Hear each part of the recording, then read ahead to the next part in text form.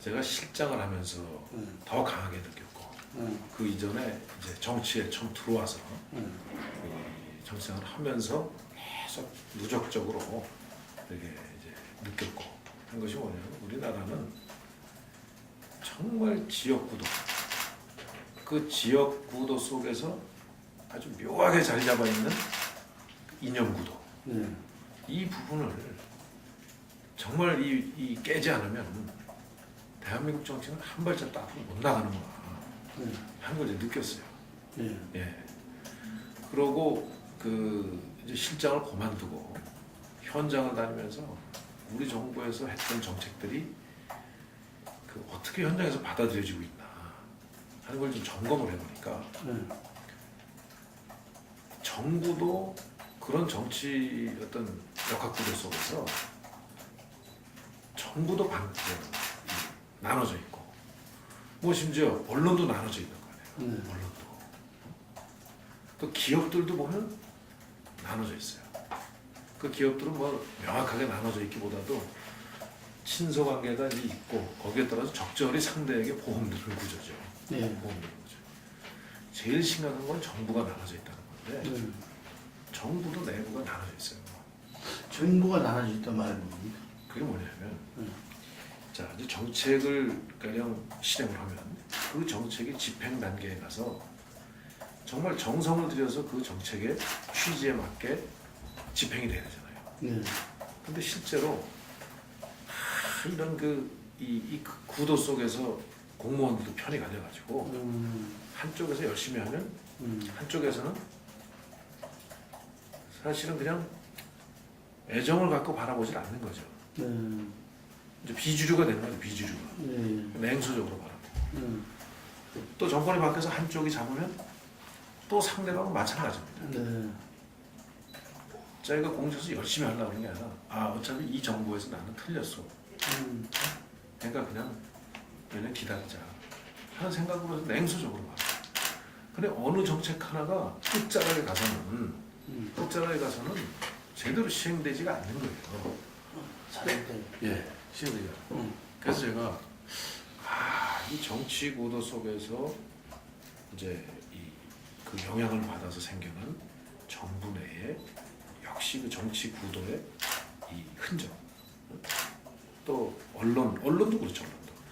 언론도 정론을 표사하는 것보다는 자기가 지지하는 쪽에서 상대방을 그냥 규정짓게 하고 모든 사안을 그렇게 해석하고 있잖아요. 그래서 이 구도가 정말 이 개선이 돼야 이게 정말 새롭게 다시 태어나야 우리가 이제 남북 관계를 풀 수 있고 이 구도 속에서 남북 관계도 풀기가 어려운 겁니다. 그러니까 모든 우리나라의 지금 정부와 정치와 언론 무슨 이런 데서 생겨나는 이 뭔가 맥힌 걸 시원하게 못 뚫는 그 근저에는 사실은 이 문제가 이게 자리 잡고 있다. 이거를 이번 기회에 깨지 않으면 대한민국이 지금 이제 뭐 여러 가지 안팎의 환경으로 보면 한 단계 더 올라가려면 이제 남북관계를 풀고 이제 동서간의 이런 저것도 풀고 이렇게 가야 된다는 생각을 하게 됐어요.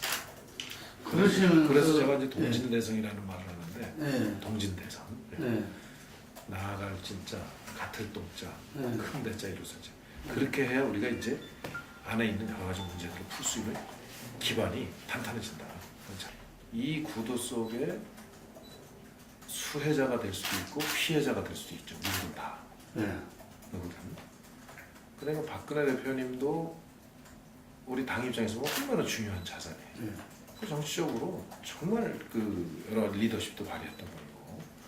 근데 이 정치 구도가 그냥 가는 한은 설사 대통령이 돼도 제가 볼 때는 또 나머지 반쪽은 대통령 되는 순간부터 끊임없이 규정 짓고 낙인 짓고 그 구도 속에서 기성에 한 40년간 반복되온 똑같은 포맷의 똑같은 방식의 내용과 방식의 공격을 지속할 겁니다. 그렇겠죠. 그냥 이게 지금 정치 지도자에게 지금 이런 그 상황이 예상되는데 이거 한번 깨보자 하는 제안을 한 거죠 제가. 예, 이거 한번 깨보자. 그래서 이 구도는 혼자 깨기는 어려우니 한국 정치에 지금 흔히 얘기해서 헤드 테이블에 앉아서 응? 한국 정치를 주도하는 분들이 정말 이 부분을 그 인식을 같이 하고 해주면 각자 위치에서 해주면 지금 이 시대의 정치인이고 저는 국민들한테 가장 역사적으로 의미 있는 일을 하는 게 좀 그거라고 본 거예요. 그래서 제가 그걸 강조하다 보니까 이제 그래서 이 디딤돌이 좀 돼달라고 그러는데 그게 이제 그 질의응답 과정에서 킹메이커 얘기까지 나온 겁니다. 본래 취지는 박근혜 대표의 지금 이 시대의 가장 역사적 소명은 바로 이 구도를 깨셔서 새로운 정치가 앞으로 나갈 수 있도록 하는 저는 이런 이런 역사적 소명이 있지 않느냐 하는 걸 강조합니다. 두 가지 다 있는데 한 가지는 분명히 그런 소명 의식을 저는 갖고 있고 제가 정치에 들어와서 2002년도 이후에 끊임없이 이 부분에 대해서는 국가 비전도 그렇고 좋고 다 좋지만 심지어 정부에 가서 밑바닥에 돌아가는 그 일종의 정책의 현장을 가서 보니까 여기조차도 이 구태의원은 정치 구도의 영향을 받아서 정말 거기조차도 그런 구태가 반복되는 이 현실을 제가 보고 이건 정말 깨야 된다. 근데 그러려면 이제 제가 느낀 소명의식이고 두 번째로는 그럼 누가 할 거냐? 누가. 저는 이 양쪽에 상대적으로 좀 빚이 적다고 생각합니다. 그러니까 저는 그 속에서 성장해오지 않고 저 나름대로는 어느 무슨 라인에 줄을 쓰거나 뭐 상대방을 공격해서 내가 여기에 점 수 있다거나 저는 이러지 않았다고 생각합니다. 그러니까 지금은 확실하게 충성하거나 확실하게 상대에 대한 공격수가 되거나 둘 중에 하나가 정치적으로 굉장히 탄탄하게 하는 일종의 저기가 되면 요소가 되면 그렇잖아요. 정성껏 자기 지역을 대변하거나 자기 그 구도를 대변하거나 아니면 그 대변하기 위해서 상대방하고 치열하게 싸우거나 둘 중에 하나가 제일 확실한 거예요. 그러니까 저처럼 어정쩡히 공무원처럼 일하고 정책을 가지고 일하고 하면은 정치적으로 오래 못 가고 못 큰다 하는 얘기를 저 끊임없이 듣고 왔습니다. 그게 이제 색깔이 없다 이런 말로 듣기도 하고. 그거를 나쁘게 보다 규정을 그렇게 칩니다. 왜? 자기 편에 들어와서 안 싸워주니까. 그러나 저는 처음에 들어오면서 그런 정치인은 정말 없어져야 될 구태다. 이렇게 봤기 때문에 저는 그렇게 안 했어요. 그러니까 우리 직원들이 뭐 그런 거에 대해서 많은 주문을 했습니다. 정치적으로 힘 있는 사람하고 싸우고 족대면 돼 족대면 해야 되고. 그러나 저는 그거는 제가 처음에 시작한 서비스 정치, 생활 정치, 또 정도 정치, 정도가 아니라고 저는 생각했습니다. 그렇기 때문에 지금 금방 말씀하신 그 부분에 책임자로 보시냐는 저는 할 수 있다고 제가 판단했고 그 다음에 굉장히 중요한 거는 정치권의 변화보다 더 중요한 거는 국민들하고 결국 정치적인 의사가 국민들하고 맞닿는 거는 행정을 통해서입니다. 행정부를 통해서. 이 행정부에 대해서는 제가 누구보다도 좀 정말 행정부가 서비스 기관으로 정치의 그런 틀 속에서 영향받지 않는 정말 이런 행정부로 정부로 저는 이렇게 새롭게 바뀌는데 저는 제가 할 수 있다고 제일 적임자라고 저는 생각하고 나왔습니다. 이제 장관이나 비서실장의 경험이 그렇다는 경험이 도움이 됐고 또 그런 문제의식을 가지고 보니까 이게 구조적인 문제구나. 공무원들 개개인의 문제가 아니구나 하는 걸 좀 느꼈어요. 책임론을 가지고 따지면 역대 정부에 사실은 어떤 직책을 수행했던 사람은 다 책임을 져야 되기 때문에 기간이 얼마가 지나든 저는 나오지 말아야 된다고 생각해요. 그 논리라면 예. 저는 그것은 그 굉장히 또 하나의 규정짓기고 또 하나의 낙인찍기로 해석하게 돼요. 해석이 돼요. 그럽니다. 예를 들면 요번은 아니고 다음에 나와 이런 얘기예요. 그럼 지금은 책임이 있고 다음에 책임이 없는 건 아니잖아요. 저는 그래서 오히려 우리 정부에서 그 지켜가면서 더 개성 발전시켜 나가야 될 거는 제가 누구보다 더 의지를 가지고 개성 발전시켜 나갈 수 있고 국민들께서 잘못됐다고 생각하는 건 전 누구보다 그 부분에 대해서는 취지는 이랬는데 여기가 잘못됐구나 하는 걸 전 알 수 있는 입장에 그리고 그런 거를 경험한 입장에 있다고 저는 제 스스로 봅니다. 그렇기 때문에 그것이 책임질 부분을 책임져야죠 당연히. 책임지지만 그 책임진다고 해서 4년 쉬었다가 다음에 나오라 하는 그런 거는 오히려 책임은 그거는 피해가는 거죠. 그 부분은 제가 여러 번 밝혔죠. 여러 번 밝혔는데 다시 한번 말씀드리면 그러니까 그 공직윤리관실의 사건 자체는 제가 실장에 들어간 거는 그 사건이 다 이제 문제가 돼서 수사가 다 진행이 되고 이제 한 명 한 명 사법 처리가 진행될 때 제가 들어갔어요. 예. 그렇기 때문에 그 실장으로 들어가서 그 해 가을에 정기국회에서 국정감사를 준비하면서 이 문제에 대해서 제가 내부적으로 이제 보고를 제대로 받았죠. 이제 그 이전에는 검찰에서 수사가 진행 중인 사건인데다가 일부는 이미 재판에 들어가기 때문에 청와대에서 실장이나 대통령이 이 사법 처리가 진행 중인 사건에 대해서는 얘기 안 하는 게 관례가 돼 있습니다. 그건 기본이에요. 영향을 미치기 때문에. 좋습니다. 이렇게 이제 나중에 국정감사를 하면서 제가 알아보니까 물론 이제 그 보고가 그 뒤에 보면은 다른 부분도 지금 있지 않나 하는 의혹이 지금 살아나기 때문에 좀 문제가 되는데 그때로서는 이런 거예요. 공직윤리관실의 그 발생 배경은 그러니까 구성되는 배경은 우리 정부 들어와서 원래 있던 조직이 없어졌어요. 원래 총리실에 그런 조직이 있었는데 우리 정부 들어와서 없어졌습니다. 그러다 보니까 어디선가는 그런 일을 해야 될 일이 발생한 거예요. 그 발생한 것이 촛불 시위 때예요. 왜? 촛불 시위 때 공기업 노조들이 그 아주 대거 그 시위 현장에 참여하는 게 그 당시에 여러 가지 그 자료에서 나오고 있습니다. 그러면 왜 공기업 노조가 이렇게 나오는데 국가적으로 공기업을 책임지고 있는 사람들은 뭘 하고 있는 건가 하는 데 대한 문제 제기가 그 당시에 이제 그 강하게 있었던 것 같아요.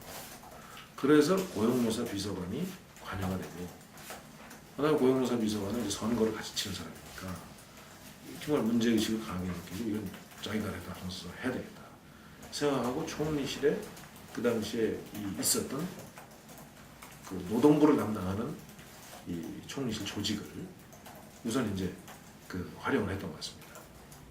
그러다 보니까 조직이 없어졌는데 일을 하려니까 총리실에서는 이 일은 우리가 더 이상 못한다. 이런 얘기들이 산에 있었대. 거기에서 이 규정이 있어야 된다. 그래서 다시 조직을 그럼 살리자. 이렇게 돼가지고 공직윤리관실 조직이 대통령 훈령으로 다시 나왔어요. 훈령으로. 이제 다시 이제 그 부활한 거죠. 그래서 그 과정에서 뭔가 그 조직이 정비가 제대로 안 되고, 그 다음에 사람들도 제대로 그 체계 있게 잡히지 않은 가운데에서, 그리고 처음에 문제가 고용노사 비서관이 주도해서 이제 그런 문제 제기가 됐다는 이 요소 때문에 결국 그 조직 출범 시에 고용노사 비서관이 그 주도를 했고, 주로 고용부 출신들이 또 참여를 했고, 그러면서 조금 이 규정이나 조직이 신설 조직이다 보니까 아주 세밀한 부분에까지 이렇게 그 정말 합법적이고 그 진짜 아주 이 업무 처리가 아주 뭐랄까요, 정확하게 엄정하게 이루어지는 데 있어서 좀 흠결이 있었지 않나. 그게 그때 당시에 이제 있었던 겁니다. 그래서 과도기적으로 뭔가 이 아마추어리즘이 좀 그 문제가 있었다. 그리고 행정 전문가들이 아니잖아요, 그 사람들이. 거기서 문제가 있었다. 그 뒤에 이제 뭐 비선 보고나 이런 거는 그래서 제가 대통령께 이쪽에서 이러이러한 일들이 있었다고 그러는데 따로 보고받으신 게 있나 하는 확인합니다. 제가. 예. 그 대통령께서는 별도로 보고받을 수 있는 그 기회가 한 번도 없는 거예요. 그래서 제가 혹시 누구 배석자 없이 보고를 받으시는 게 경우가 있는가. 그러니까 실제로는 사실 실장이 있고 그때도 결국은 항상 기록이 있습니다. 기록하는 사람이. 예. 그래서 내용을 쭉 제가 이제 알아보니까 단독으로 흔히 얘기해서 독대 보고를 한 적은 없다. 그런 거예요. 그럼 도대체 어디서 누가 어떻게 보고를 했느냐. 그래서 오히려 대통령께서는 그게 뭐냐고 저한테 물어보시더라고요, 처음에. 예. 그래서 제가 이제 보고를 이제 그래서 준비하면서 드렸더니 그건 뭐 사법 처리를 결국은 그랬더니 처음에 이제 과도기적으로 좀 그런 문제가 있었다 없어지면서 그 보고 드렸더니 뭐 검찰에서 조금 철저히 수사하는 방법밖에 없지 않느냐. 그러고 이제 거기 보면은 사람들에 대해서 쭉 나오는데 그 사람들에 대한 거는 언론에 지금 나오는 거하고 실제 내용이 어떤 건지는 제가 좀 알지를 못하기 때문에 그 뭐라고 답변드릴 수는 없는데 그때 당시에 제가 확인한 거는 그 사건하고 말이죠 일반적으로 이렇게 한번 처리가 됐다는 거예요. 그러니까 우선 청와대에서 혹은 자기네 직접 공직윤리관실이 체제가 잡히니까 투서들이 들어오잖아요. 아니면 제보가 되잖아요. 제보에 두 가지가 있는 거예요. 하나는 기명으로 제보되는 거. 그 제보하는 사람은 정확히 적어 제보하는. 또 하나는 무기명으로 제보되는 거. 그거는 시중에 소문을 해가지고 투서 넣는 겁니다. 근데 우리가 이제 이런 거를 처리할 때 무기명 투서는 공식적으로 처리하면 안 되는 거예요. 단순 참고지. 왜? 그걸 공식적으로 처리하면 소설 씁니다. 그렇지 않겠어요? 뭐 이렇다더라 저렇다더라 하는 게 둔갑한다 이게 사실이고. 그러니까 절대 무기명 투서는 그거는 처리하면 안 되는 거예요. 그냥 세절기에 넣어서 갈아버리게 돼 있어요 원래는. 기명투서는 조사해야 되잖아요. 기명투서는. 그때 기명투서로 들어온 것 중에서 혹시 이제 청와대 입장에서 사실관계 확인이 필요한 게 있었을 수 있습니다. 그런 경우는 청와대 손발이 바로 없으니까 그런 것들이 총리실에 넘어가서 사실관계 확인 참 넘어갔을 가능성이 있어요. 그럼 그건 조사해야 되겠죠. 그건 청와대. 그게 청와대 하명 사건이라고 아마 이름이 적혀 있을 수 있어요. 옛날에 그 사직동 팀이 있었는데 이제 그게 없어졌어요. 그게 없어지니까. 문제는 뭐냐면 우리 정부에서 처음에 너무 그런 거를 그 작은 정부 한다고 다 없애가지고 그렇다고 청와대 손발이 아무것도 없는데 어디서 그 조사를 하겠어요.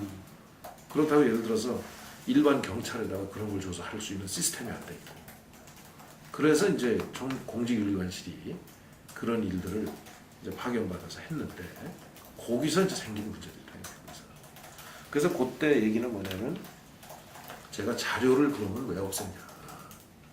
자료를 무슨 디스크에 파악을 해서 자료를 왜 없앴냐 그랬더니 그 자료 내에 이제 기명도 있고 그 다음에 기명된 사람에 대해서 또 무기명으로 투서들이 들어온 게 있을 거예요.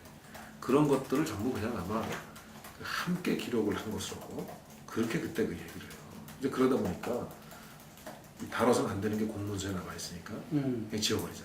그래가지고 제목인가 뭔가만 남겨놓고 해야 되나. 하여튼 그 과정은 하여튼 사연은 그렇게 됐다고 그때 들었습니다. 그럼 청와대에서도 글로 넘긴 부분들에서는 보고는 받았겠네요. 자기들이 청와대에서는 저희가 보시지만 실장실에도 엄청나게 투서가 들어와요. 실장실. 그럼 비서실에서 이렇게 해가지고 그냥 보내니까 하루에 뭐 몇백 건씩 오는 경우가 있는데 다 못 읽어보죠. 저와 관련되는 건 제가 읽어보지만 예.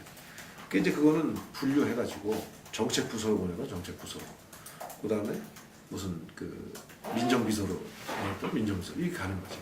그럼 이제 거기서 받아가지고 뭐 어디로 보냈겠죠. 처리를. 업무 프로세스가 뭐 당연히 그런 거죠. 그럼 거기서 그 조사된 것도 실장님 또 보셨겠네.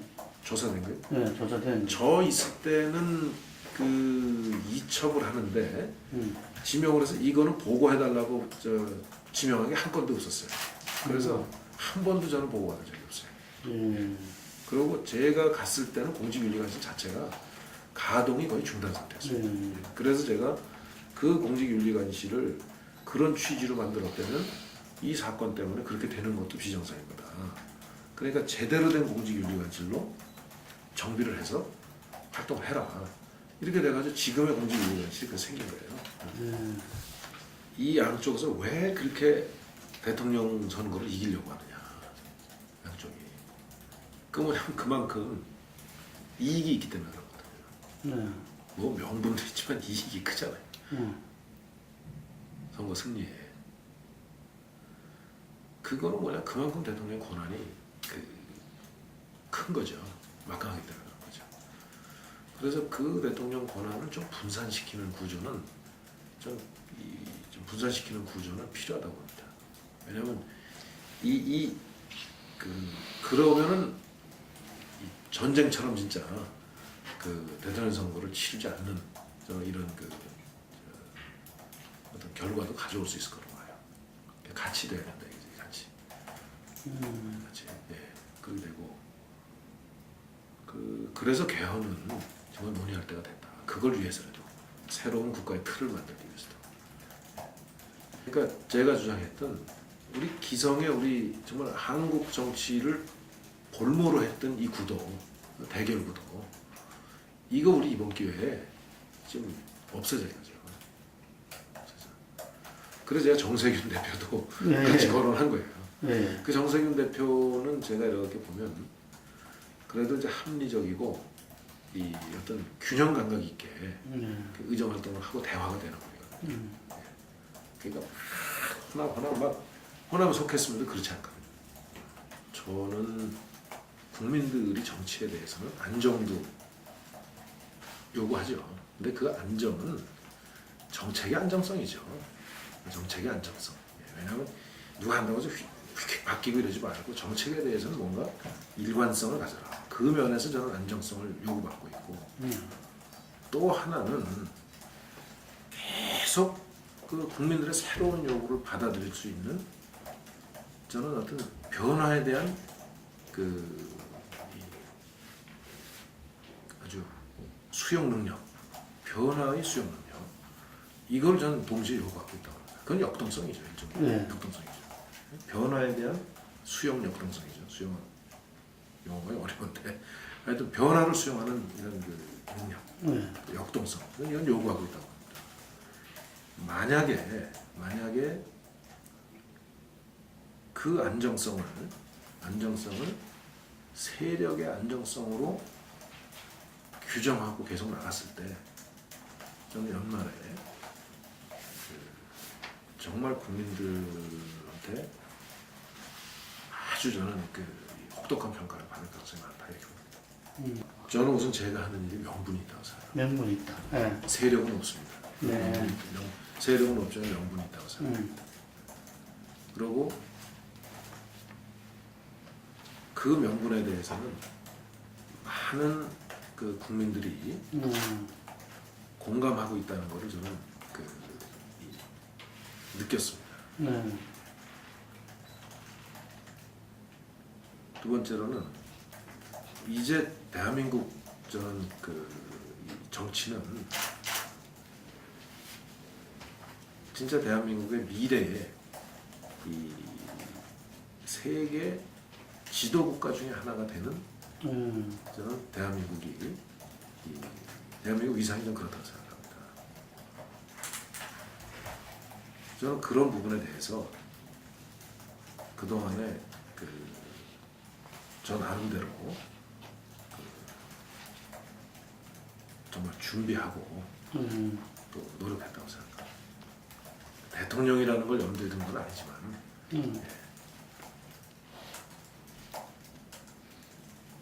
그리고 세 번째는 우리 정부가 해오던 일에 대해서 정말 계승하고 확실히 계승하고 예, 고칠 거를 가장 잘 고칠 수 있는 사람이 저는 현장에 있었던 저다.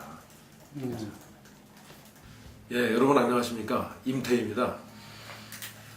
지금 시점에서 우리에게 꼭 필요한 것은 하나된 대한민국이라고 생각합니다. 우리가 그동안의 정치가 어땠습니까? 동서로 갈리고 이념으로 갈려서 상대방에게 인정하지 않고 끊임없이 낙인 찍고 또 정권을 잡으면 한풀이하고 이런 악순환이 반복되는 거 아니겠습니까? 이제 우리 이거 끝내야 됩니다. 제가 앞장서서 구태의연합과 싸우겠습니다. 새롭게 시작하겠습니다. 새로움이 아니면 시작하지 않겠습니다. 이제 우리가 이번 대선을 통해서 동서가 하나가 되고 그 하나된 힘으로 남북이 하나 되는 일을 해내야 됩니다. 그렇게 해서 우리 하나된 대한민국을 만듭시다. 우리 여러분들과 함께 저는 하나된 대한민국을 만들고 싶습니다. 그렇게 하면 우리 대한민국은 밝은 미래로 또 넓은 미래로 저는 나아갈 수 있다고 생각합니다. 여러분 앞으로 많이 성원해 주십시오. 감사합니다.